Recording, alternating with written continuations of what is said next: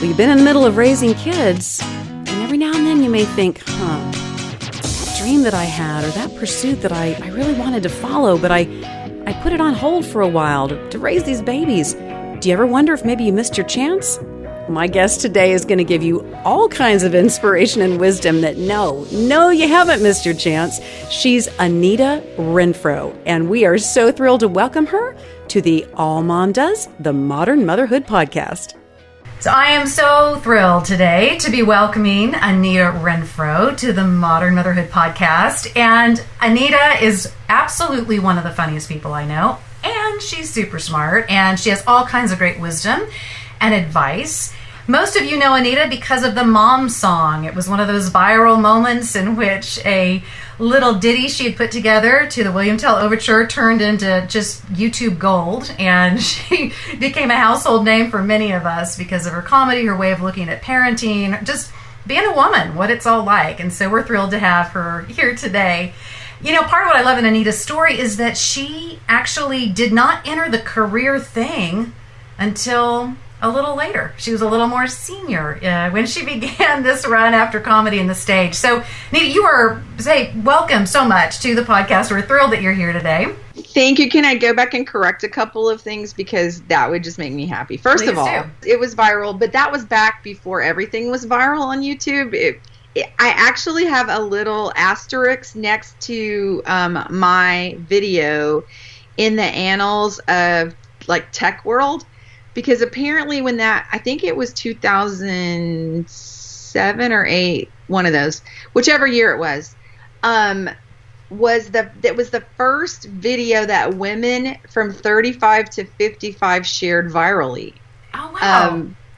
Before that, they were sharing chain letters, coupons, recipes, all manner of other things, but they weren't sharing videos. So I think it's kind of interesting that mine if you go to a techie journal, it'll have a footnote saying that the Momisms to the tune of William Tell Overture was the first video that women in the 35 to 55 age range shared virally. And so that actually is a little known fact that I don't know why I felt important that I highlight that. But the other thing you said, it was YouTube Gold. And if it was not YouTube Gold, it was YouTube Copper, because I never made money off of that. You know why? Because we turned the ads off. We were so dumb. This was back when YouTube wasn't everything, everywhere, all the time, ubiquitous. And so we were like, well, we don't want ads for Smirnoff vodka on this lovely clean comedy video. And so we turned the ads off. So consequently, we never made any money. The early days. So, yes, we were thankful that a lot of women saw it. A lot of moms laughed. A lot of people, even if you're not a mom, if you had a mom, these are things you heard her say your entire life. So it seemed to be one of those kind of universal moments. And every comedian hopes for one of those in your act, that at some point there's something you say that is so universal that people begin to know you by that. Like I'm thinking of Jim Gaffigan's Hot Pockets. And, right. Even if you don't know Jim Gaffigan's name, you go, oh, the Hot Pockets guy. So I got to be the mom song girl, and I'm really proud about that. Well, I'm glad you corrected it, because I think it really speaks into what we're wanting to unpack today, which is you started your career a little bit later. And I do see for a lot of modern moms today, the online space, the ability to get out there is really something we haven't had before, we haven't had access to before. And I think in your case, it really was something that helped give you a little bit more of a launch pad as you were coming out of the season of momming real hard and being the pastor's wife.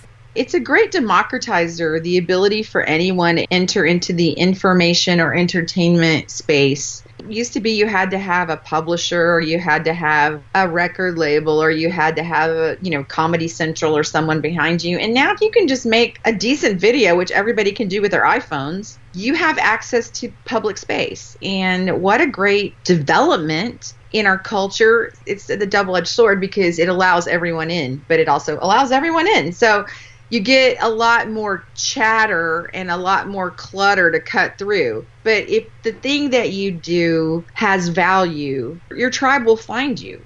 I always tell people, you shouldn't think of yourself so much as a performer or an entertainer or whatever. You should think of yourself as a content creator. And if you're creating great content, everyone has room for that. So the cream rises, the content is the key, that you're creating something people need or want in the market space. You have to decide how much of you is populist and how much of you is artist. And that's always a tension between people who are creating. Like, I want to make my art in the way that it pleases me and it seems best to me. But sometimes you have to make some art for the masses, and it may not be the thing that's particularly your deepest held truth, you know? If you're writing books, if you're speaking, if you're doing comedy, it doesn't matter. Everybody has to wrestle down that, how much of an artist am I versus how much of a populist. And if you're an artist, you might end up like, who's the guy who cut off his ear? The artist, you know who I'm talking about? Van Gogh. Van Gogh? Yes, Vincent Van Gogh. Yeah. I'm 55, so sometimes names escape me. Anyway, Vincent Van Gogh was penniless for most of his life as an artist. Now, millions and millions of dollars later. I mean, to me, that's like a true artist. So if you don't like living indoors or paying your bills, you can go all the way to the art side. But I think, when Jesus spoke, when he came to earth, he didn't speak in the high terms. Not that he didn't know it. He's the Son of God. He knew everything. But he didn't speak to people in the high terms, in the most artistic. He told stories that people could get a hold of. And so, when I'm doing my artist versus populist thing, I try to remember Jesus always put the cookies down the shelf where people could get them. And so I'm hoping that those who are listening who are like, maybe I'm starting a little late, don't worry about that. If it's your lane, it's your lane. We just kind of live our life and leave God in charge of the results. For me, I'm a Christian, so I try not to tie myself to the results. I try to tie myself to the effort and to put forth the best thing that I have of the gifts he put inside of me. I love that. Now take us back, because was this the life you have right now, this being on the road, doing comedy, producing all kinds of fun content and hilarious videos, was this the vision you had back when you had little bitty babies and when John was fully in his pastoring career? I mean, take us back and then bring us forward to how we got to today. This life was not on my radar. First of all, I grew up in Central Texas in a independent, fundamental Baptist, legalistic, rules-following house. And so comedy was not a high value in our home. It wasn't that we weren't funny or didn't laugh. It's just it didn't seem as holy as other things. And so what was highly valued was music. And so, of course, my gifts flowed that way. And so while I was raising my kids, I was fully engaged in my husband's calling as a pastor. And I loved that part of my life. There's nothing about that made me feel resentful or like, oh gosh, I was born for more than this, I don't know if it was because I came along during the heyday and the beginnings of Focus on the Family, but family felt like the thing. Not to the point almost that it does now where it borderlines into idolatry, where the family is everything. And I think some moms are kind of missing out on doing the thing they were born to do because it's kids only and they feel a little lost later on in life. But I came along at a time where it was kind of balanced, I think, because we were just experiencing Focus on the Family, where kids had gone from accessories to your marriage to now a focus of your marriage. So I think it was a good time for that for me. But I loved being a pastor's wife, most of it. I didn't like the part where you had to control your mouth a lot. That part was hard. But I got to raise my kids. And at the time where I started getting an inkling that God had made me funny was kind of the point where all of my kids, I had one in high school, one in junior high, and one in elementary. All of my kids were mobile and independent. My daughter, my youngest, got to go out on the road with me some because, we were homeschooling some at that point. So it was a great intersection of the time for these things to come to the surface in me. And I really didn't know I was that funny, to be honest. I knew there was always a great party going on in my head, but I didn't know if it was a great idea to let it out. That was the kind of a gift of aging. The closer I got to 40, and people would say, you're funny and that's remarkable. And I would be like, no, I was just talking. Anyone can do that. I'm kind of a poster child for not only late start, but also other people looking at you and saying, hey, this thing you do has value and is not normal. Sometimes the things that make us weird, we feel like make us weird, are kind of our calling cards or a clue to what God hardwired us to do that will give us the most satisfaction. So that was a long, slow burn between the time people are saying, you know what, you're really funny, and the time I believed it. That was a good 3 years, I think, between the time people started calling it out in me to the point where I believed it. And then there was another 2 or 3 years before I was like, maybe I should do this on purpose. It was a slow burn. I'm really thankful for that too, because I wasn't making a quick change all at one time. And I think if we look through the Bible and how long it took God to convince people that things were what they were supposed to do, I think I'm in good company. But we seem to take a while to switch tracks. And so I'm thankful for the time I had between I'm a stay-at-home mom raising my kids, doing church music, to, gosh, maybe I should think about making an actual project where I'm funny on purpose. That was a good 5 years. So I love what Elizabeth Gilbert said in one, I don't know if it was a TED Talk or an Oprah Weekend or whatever, and I never wholeheartedly endorse anybody's son. No hate mail. I'm just saying this what she said was super, like it was a really great clue. She said, a lot of you are worried because you don't know what your passion is and you can't follow your passion. She said, I would encourage you to follow your curiosity. It will often lead you to your passion. And so for me, it was a long little trail of crumbs to owning the fact that I was funny, then doing it on purpose, and then attempting to do it for a living. Those are 3 different levels, not only realization, but commitment. So I'm glad that God leads us in slow ways in the commitment train. Do you think it's possible sometimes that you can even grow into a gift? I mean, like I think sometimes we take somebody through a gift assessment in their mid-20s and we almost think it's a fixed point, but it sounds like to some degree it was something that you got to see emerge, and you didn't have to have all the answers or have it all figured out. Right. I just posted on my Twitter, it's not necessary to have the whole plan. It's enough to just do the next right thing. And so we're always trying to see the whole path. And sometimes, before you can take the stage at, like I did for Women of Faith for 10 years off and on, before you can do that, you need to do maybe a few church basements, Yeah. And if you're not doing so well in the gifting yet, no one got hurt, because only 12 people were there. So there's a scripture that says, don't despise the small things. And sometimes the small beginnings are the seeds of something amazing. And if you're only looking for the big gig, you miss all of the sweetness along the way where God allows you to fail small. Yeah. Which is what I got the chance to do. But yeah, it wasn't on my radar, and I'm thankful that I did grow into the gift, because I think there were natural abilities. I think God gives us all natural abilities in certain areas, but then you have to really add diligence to the natural ability to get to a point where it is palatable for other people. And so thank God that He leads us along in slow measure. And I would love to encourage the moms that are listening who have this natural inclination or natural abilities that, God will unfold it, and you just be faithful to show up and do the thing He gifted you to do in the smaller ways until He can trust you with the larger platform. And at that point, that's still His business. Honestly, we can all try and do the best we can, but in the end, whether He raises it up or takes it down at the time He's done with it, that's not our business. We just keep walking and being faithful in the gifts that we know. What do you think was a benefit of being a little more of a mature woman when you really began to step into this whole arena? Because I think we have an interesting culture in which we have the basic biology that says if we want kids, there are benefits to starting younger biologically. And at the same time, we say, well, but those prime years of building your career, those ages of 25 to 40, wow, if you don't get in then, you may never go as far as you could have. So what were some of the benefits of being a little bit wiser and a little older?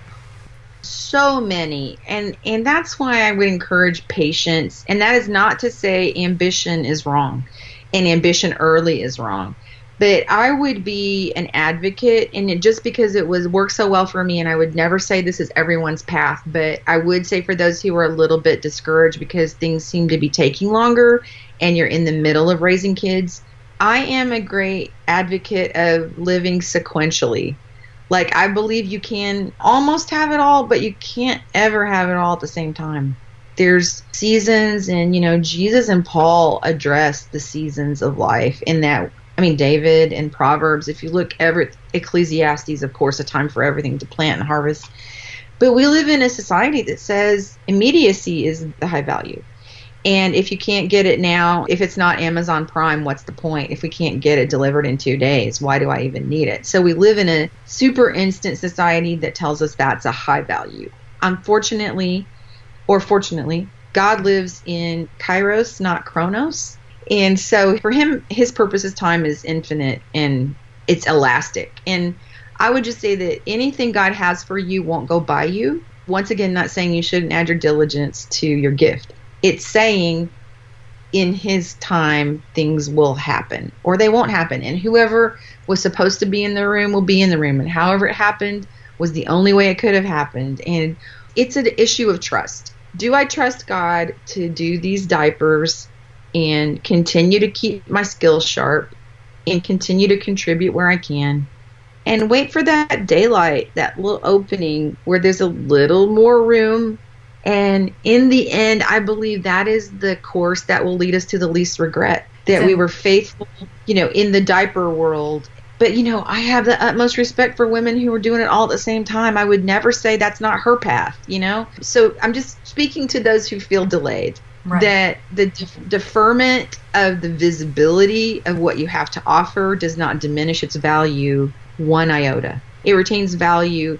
Once again, if you're a Christian, if you're a believer, if you believe that God isn't just a little bit sovereign or isn't just almost always sovereign, then there's a relinquishment that goes, okay, well, this is my life now, and I believe that God can connect the dots and leapfrog me forward at the right time. Either he can or he can't. It gets down to, does God do what he says or not? And can I trust my life in his hands or not? And so for a person who believes that God's timing is essential, and we might be speaking to a lot of women who that's not the case, I would say it's very different for a person that comes from that worldview than for a person who says, I must go out and get everything I can get as fast as I can get it. Right. And it's interesting within our culture because we have that immediacy that you spoke to, absolutely. And I've got to achieve it by now. I can remember my husband, Mike, had a punch list of things that he wanted to achieve once he had been out of college a certain number of years. And he had this existential crisis at the age of 29 when he had not done, this huge list of things. And we look back and we laugh, but he just felt such an urgency that if he didn't get these things done by this time, then he was just destined to fail, And so I do think that immediacy is such an interesting thing that we go ahead and accept a lot of times as believers. And yet, there's nothing in the Word of God that says that God is limited by our season of life. I think about Caleb, one of the spies that went into the Promised Land. And it wasn't until he was 80 that he actually stepped into the leadership that he had been having developed in him all those years by God. And when he went in at 80, he said, I'm just as vigorous and vibrant as I ever was. And he wasn't held back. Give me that mountain, right? And I think there is a definite ageism in America where we say, oh, well, you're 60, your value has decreased. Where in other cultures, they revere those with age. And they say, oh, help us with your wisdom. And in America, we're like, check, yeah, see you at the assisted living home. So I am very thrilled whenever I see, especially women, that are vibrant long past 40, where the world at large would say your gift doesn't really wow us. I think about Betty White, who turned, was it 90 last year? They had a 90th birthday party for her. And she's on the Snickers commercial, and I'm like, girl, you're knocking it down. Still a Super Bowl commercial. Those kind of things give me great hope that as our young people, I'm thinking about your husband's story at 29, thinking I'm an abject failure because I didn't meet all these goals. And yet the older you get, the more you view that with great hilarity, because you realize life is both too short and life is both too long. And I say that meaning life, if in terms of eternity, is just a puff of smoke. Basically, the Bible tells us it's just like a poof, here and gone. But it's too short to waste time doing things that don't matter, and you don't really know what doesn't matter till you're about 40 and 50 and I'm 55, getting closer to 60. And I feel like I'm just now getting like how to let go of those things that are not, make or break ideas. But as you have less time, you become more aware. And when you have all the time in the world, you are unaware of what time means. And that's the great conundrum, is that we're all stuck in our own age group trying to figure out what it means. And we have all the, like if you're young, you have all the energy and none of the wisdom. And when you're older, you have all of the wisdom and none of the energy. What to go back and trade off. But yeah, I think we have a definite idea of when things should happen in our lives. And we just don't have the perspective to see that as it is unfolding, it's ever unfolding. And we have no patience for the process. So, gosh, all those things discovered during diapers and, rice cereal years are great fodder for the canon of what you need to unleash on the world later. So I would encourage moms to take great notes on life, because the things that are happening now, you will only have the wisdom to put in perspective and present as you come through it. So there's the fellowship of the suffering, the fellowship of the suffering of young motherhood. But man, the things it builds into you and it strips from you are invaluable. It's hard when you're in the middle of it. I have a joke about it where I say, people used to say, older women would say to me, treasure this time. If you blink, you'll miss it. And then I go home and just blink my eyes a lot, trying to miss part of it, because but that's the truth. When you're in it, it's like Groundhog Day, that movie with Bill Murray. It's like the same day over and over again. The same kids. You don't get to trade them in. They're the same kids every day. But they also, oh gosh, I can't remember who said this. They talked about parenting, like when you say, oh, I can't believe these kids are so different. I parented them all the same way. The Africans have a proverb saying you can never step into the same river twice, because every time you step in, it's rushing, it's moving forward. Nothing is the same. The water coming by. So as we're parenting, your interaction with every child every day is different. I love that your book is so about raising an original, and about how as mothers we need to view our kids through the lens of originality, and not to compare, but to equip them for their individuality. And that's hard to do when you have multiples underfoot. But God, my prayer is that young moms would see the river every day that they're stepping into, and not to discount it just because it feels the same. It's very different every day. We'll be back to our interview with Anita Renfroe on the AllMomDoes, the Modern Motherhood Podcast. But first, I want to make sure that you are aware of a fantastic opportunity to get into community with other moms. MOPS' purpose is to gather moms. MOPS believes in a simple but a revolutionary idea that remarkable things happen when women who are in those parenting seasons can come together and share their hearts.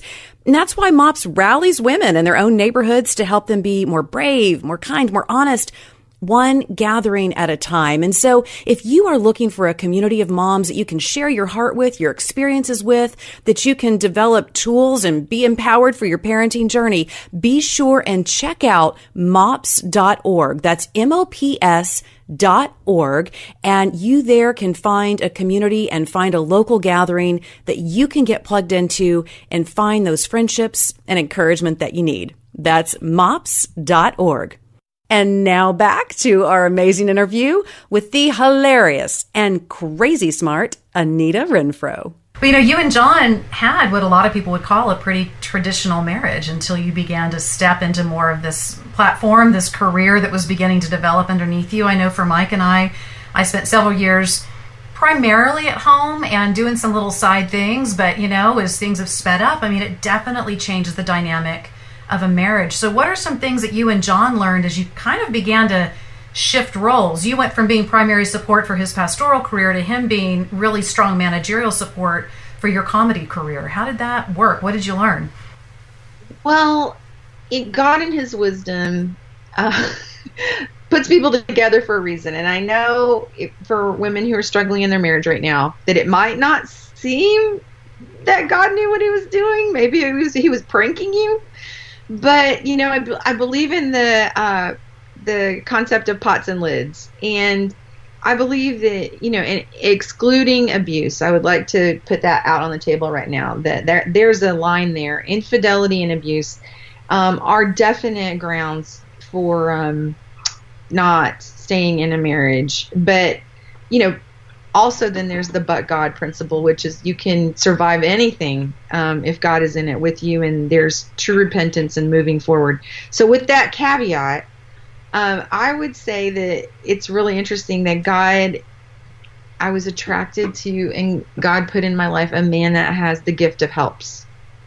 If you go through a gifts inventory and, you know, people who have acts of service and that sort of thing, that's why in his role, in a pastoral role, he was always in a support role as an associate pastor, an education pastor, whatever. He never wanted to be the person in front. That had no value to him. He always wanted to be the person equipping, training, putting together leadership teams, making sure things were working well. And so, interestingly, when my gifts started coming to the forefront, the thing that I needed the worst was someone who could provide that in my new role, because I am a logistical idiot. And the fact that I was late for this interview because I went to get my hair washed at the same time I was supposed to be on the phone to you, shows you exactly my skill level. It is 0. I have 2 people watching my schedule, and I still messed it up today. So all that to say, I need a lot of adult supervision. And thank God I was married to an adult. I think one person in the marriage has to be an adult. It's good. It's good that if one of you is. So thank God for him. It was a shift because I had already sort of been doing it a little bit before he jumped on the train with me. So his hesitation was that I had already put things in place that made it work for me, that he was going to disrupt. And so he was really careful in the beginning to kind of be like, okay, well, what do you want me to do? And he very soon figured out that what I wanted him to do was everything except talk into the microphone at 7 o'clock when the show started.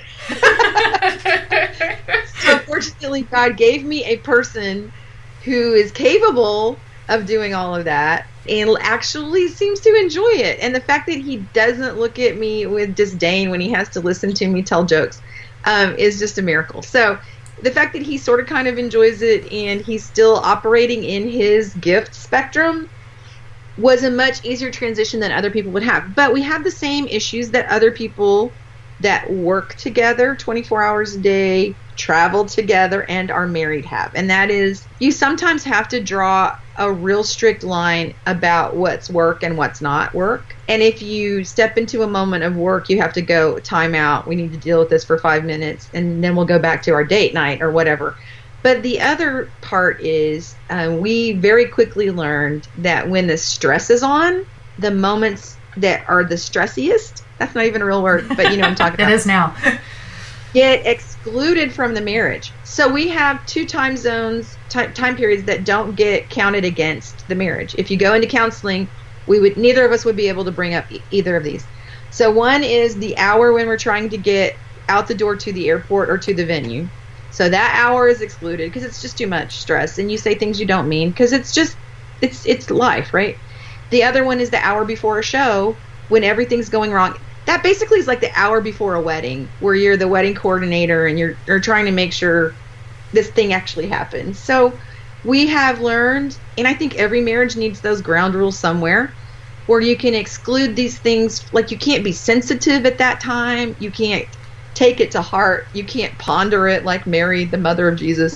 You can't ruminate on it. Those things just get thrown in the trash can. That is work stuff. So we had to learn how to operate in that. And my husband is an incredibly secure male and did not have the ego grind that some guys would have, moving from the breadwinner to the person who makes the breadwinning possible on another level.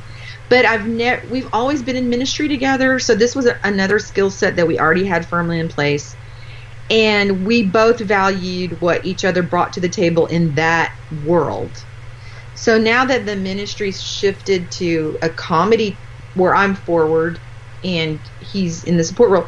To us, it all seems like the same thing. Like, it's all the same marriage. It's all the same work getting done. It's just whose role is in this category, this column, this year. So I'm very cognizant that there could be a time where it shifts back. Maybe John wants to go back on church staff, and I'm like, I get off the road, or I just do one thing a month.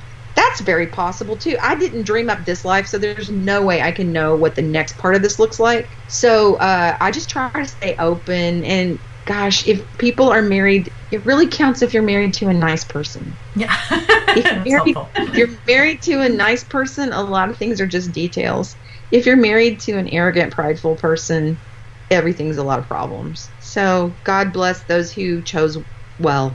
And if you're stuck in a marriage with a person that's not that nice person, pray and ask God to help you be somewhat impervious to the barbs and slings so that you can continue to live your life, and that God would work in that man's heart. And God is still doing miracles 24/7. There's so many women who can tell stories of their husbands being changed for the better that I think it's just a shame to lose heart. I think what you and John did is so critical in today's modern marriages, because I do think that a discussion of who's going to do what and how that's going to work, particularly as mom may be coming back into a work environment, or even if she's the one home with the kids primarily, I still think there have to be conversations. Mike and I talk about it, your marriage business plan. Like what are the things that have to be done and who's going to do what, and not any kind of assumption on your family of origin. Mama always did this, daddy always did that.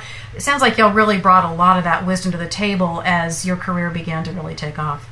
Right. And we certainly didn't navigate that all right. Please don't hear me say that. But we learned a lot along the way. And because you were asking what were the gifts of starting a little later, our marriage had been through tested seasons already.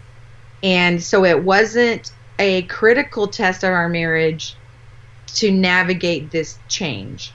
We had faced those over and over again in different career and ministry situations. So one of the great gifts of starting later was we already knew we'd survived a lot weirder. A lot weirder things had happened, and we had come through. And so it wasn't like, oh, will we survive? It was like, oh, how do we do this? So in a younger marriage, that might be a test that was a pass or fail.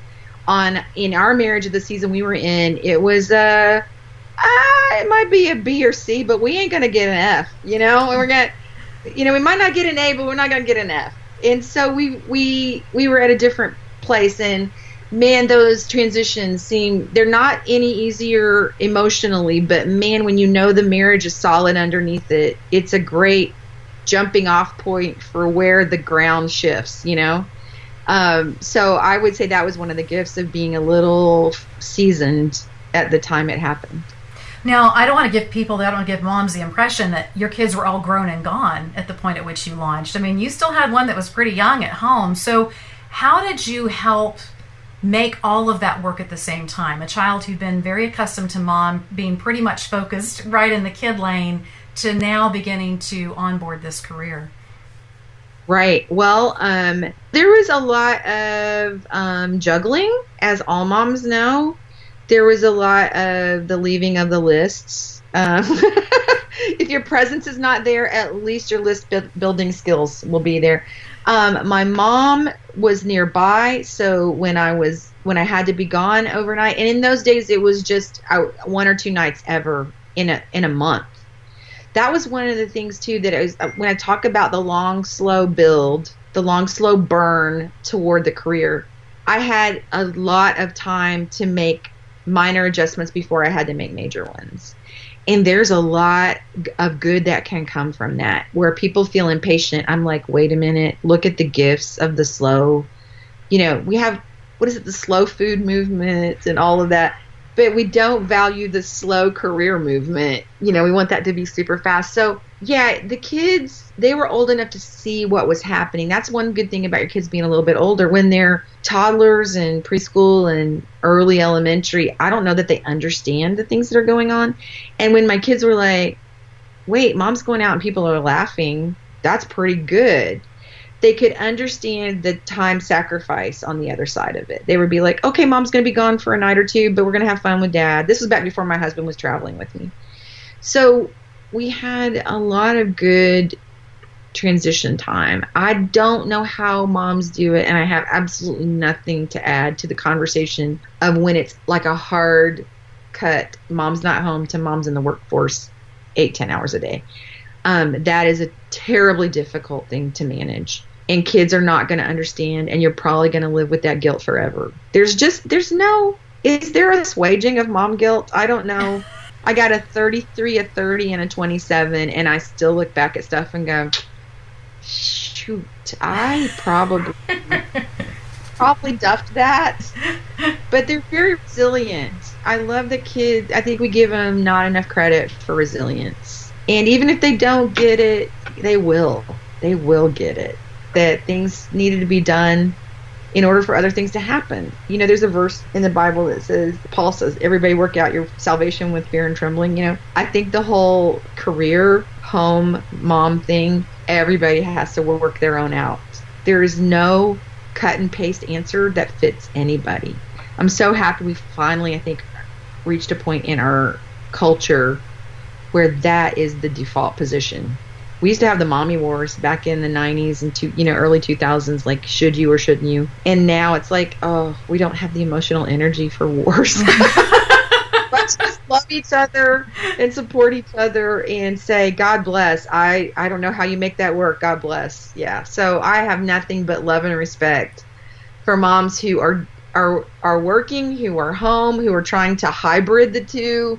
We're all just trying to do the best we can by our families, and we're all going to fail, and we're all going to succeed spectacularly, and our kids are going to be resilient, and they're going to turn out better than you thought. So chill out, Mom. I love it. I mean, so much wisdom, so much encouragement for moms right where they are, when they may have a dream in their heart and diapers in there today. I think there's just so much good that you've had to say. And I'm so excited that your fully caffeinated tour is just going to be off to a roaring start. What cities are you going to be in? I wish I knew. They don't trust me with that information. All the information is on AnitaRenfroe.com. If you go there, we add cities almost every week. That could be a stretch. It could be every 10 days. But we normally, if you're on my Facebook page, which is Anita Renfroe, I think if you type in Anita Renfroe and you get the E at the end, you'll get my Facebook page. But if you're on there, we normally try to identify where people are on Facebook, and there'll be a listing of cities that you will see that can help you know where I'm going to be. Or you can just go to my website, check it on the 1st and 15th whenever you pay bills online, because that's how we do it now. Nobody licks the stamping. Nope. So just keep up there, or we'll try to let you know if you're on the Facebook page. If you have your geography listed on your thing, we can find you and let you know. But I just believe women, oh God, especially women that are raising kids, need a night to get in touch with their funny bone and their joy. And so we try to provide nights like that where women can just celebrate the weirdness and wonderfulness of our lives. Our lives are just crazy, and I just try to keep it real and talk about real life, and apparently people are like, me too. Well, I'm sure you can see why I am crazy about Anita Renfroe. She obviously is hilarious, but she's also one of the smartest people I know, and she has been so fantastic to speak wisdom into my life. Be sure and check out Anita on all the social medias, and it's Anita Renfroe. You spell that Renfroe. She just loves being on Facebook. She's on Twitter. Just go check her out. She's got some hilarious and great stuff to share. I want to give a big shout out and thank you to Donna Tody, who is our producer, and also to Rebecca Beckett, who is our content coordinator here at the AllMomDoes, the Modern Motherhood Podcast. They are the ones who help get all this together every week so we can bring you such great content from some amazing people. I would love to connect with you too on all the social medias. Julie Lyles Carr. I'm at all the places, Twitter and Facebook and Instagram, and you can also check out my website as well. Hey, coming up next week, I myself love it when things in my world seem to be going smoothly.